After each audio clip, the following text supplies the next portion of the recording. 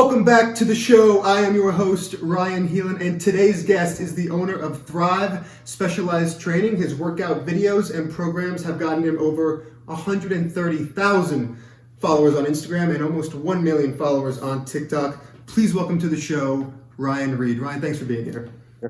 Man, my pleasure, man. Thanks for having me on. Now, I'm really excited to talk to you because, your goal and your goal was never to be a personal trainer, right? When you were young, your whole idea was not to be a personal trainer. What did you want to do? Man, not at all. My whole thing was basketball. So from age 5, man, it was just ball, ball, ball, ball. Just play basketball in my off time. Pretty much just it's all I did. I'm a very passionate person, so whatever I did, I'm going to put my all into it. And from pretty much age 5 to 27 was just basketball. So I had no intentions of being a personal trainer. I had no idea that I would even be in that work field at all. So it was just basketball, man. Right. Yeah. I think a lot of times you said you're a very passionate person, and when you're so passionate about something, there's never a backup plan, right? It's like, this is going to be what I'm going to do. I don't even have a plan B. There's no need for a plan B. Right. But so what happened to you that got you into personal training? Yeah. So I had a back injury at 27, and at 27, supposed to be the prime of your career as a basketball player. For sure. I put my heart and soul into basketball. So when I got an injury and eventually got cut from my team, it was a very hard pill to swallow because like, this is supposed to happen. I've been working my ass off my whole life. Like, this should be like, where are the fruits of my labor? Like, I need to be rewarded for working so hard, and like, this is the prime. And for me to get hurt and then get cut was very hard for me. So, and like you said, we don't have plan Bs. Everything's plan A, and you're going to do it. I'm going to make it in basketball. And I played 4 years professional basketball in Europe, which is a great feat in itself. But yeah, I'm a person who's never satisfied. I wanted more. So yeah, man, just got injured and got cut, and that was a tough pill. Yeah. Now is this true? I saw this somewhere that Jared Dudley, who plays for the Los Angeles Lakers now, kind of convinced you to move out to Arizona and start this whole process. Is that true? So I went to high school with Jared. We won back-to-back state championships in high school together in San Diego. Wow. And so yeah, I started. This is the thing. When I got hurt, I wanted to be a fireman. That didn't work out. And then I was like, you know what? Let me try my hand at personal training because I was always interested in working out. Eventually, I just started. And I have a big family. So I was doing family rates, like $20 a session. Right. I was trying to get my own place. I lived with my grandma at the time. So as a 27-year-old man living with your grandma, no money, no career, it's not the best look. So Jared was like, listen, man, like, I'm going to give you a little head start in Phoenix or in Scottsdale. I'm going to introduce you to some people, introduce me to like 2 people who were like GMs of clubs. So when I got there, there was a couple guys he got introduced to. And then from there, I just put my head down and went to work. But he definitely was, because he played for the Suns at the time. He played for Phoenix Suns. And so pretty much got me out there, and 10 years later, Right. Well, he kind of helped you get that snowball rolling, it sounds like then. Yeah. So, you mentioned your family and living with your grandma, and I've noticed a lot of your workouts and your videos are geared towards women. Does that have anything to do with living with your grandma, or just? Yeah, man. So I was raised by predominantly females in my life. It was an all-female household.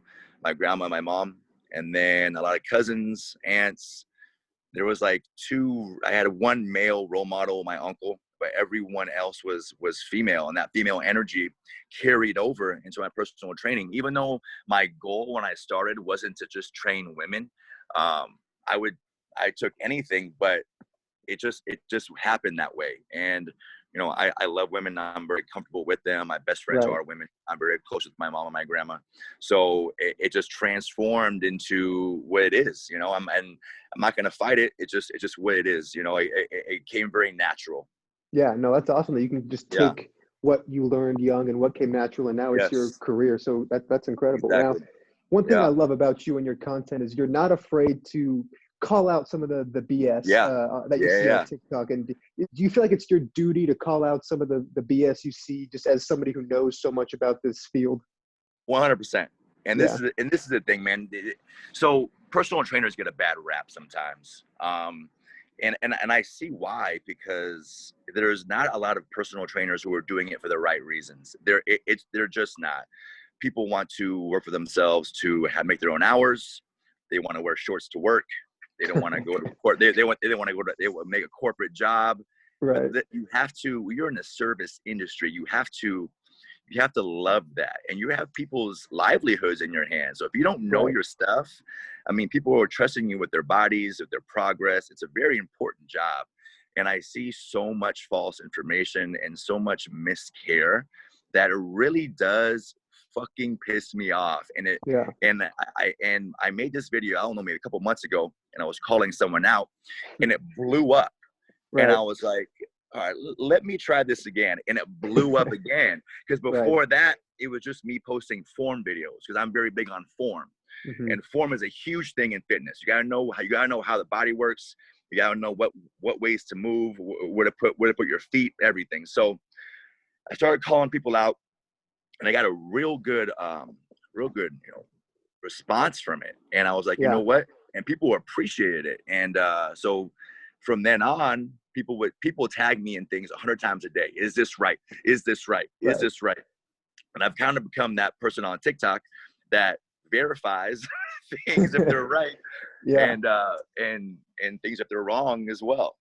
No, I think people love that you were being honest, because I think sometimes when somebody has a personal trainer, I don't want to say they get taken advantage of, but the personal trainer might look at them as just money, as dollar signs. And that person is putting their trust in that personal trainer. So if they're not taking it 100% serious, then the benefits aren't going to be there. And that person doesn't know what's wrong and what's right. That's why they're going to a trainer, Right. Yeah, so it's a very easy thing to take advantage of. And I'm doing my best to really putting a stop to it. And because it's common knowledge, it's just miscare.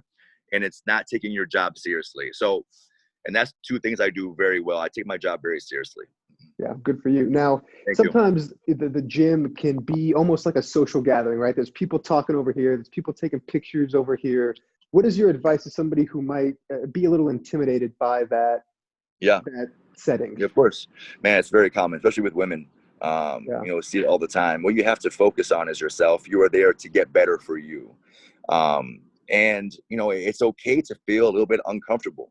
You don't grow in your comfort zone. So it's going to be a little bit uncomfortable for you to go to the gym and not exactly what you're doing, but try to do it anyways. You're putting yourself in a position where you can grow because you are not comfortable there. As long as you're keeping your why, which is I'm here to get better for myself, and I'm not worried about anybody else. After the first couple of weeks of you doing that, it'll get into a habit where you're not even focused on anyone else besides yourself. But it's very intimidating.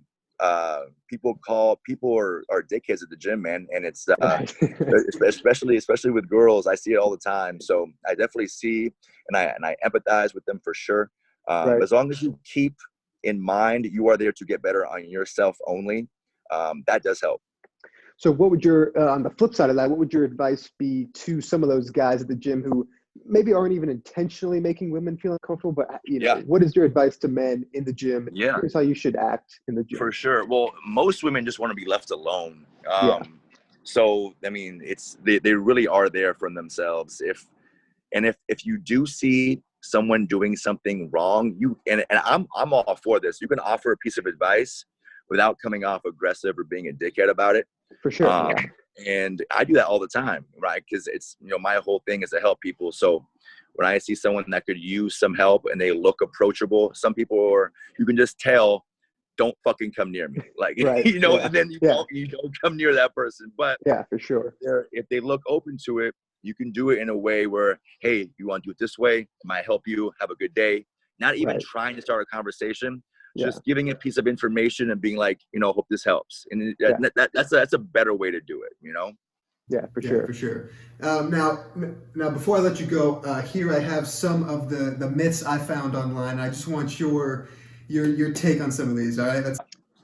If I'm not sore the next day, I didn't go hard enough. Come on. Yeah. And a lot of people think, oh, I'm not sore, I didn't get a workout in. That's not true at all. Right. I should only eat 3 meals a day. True or Yeah, false? man.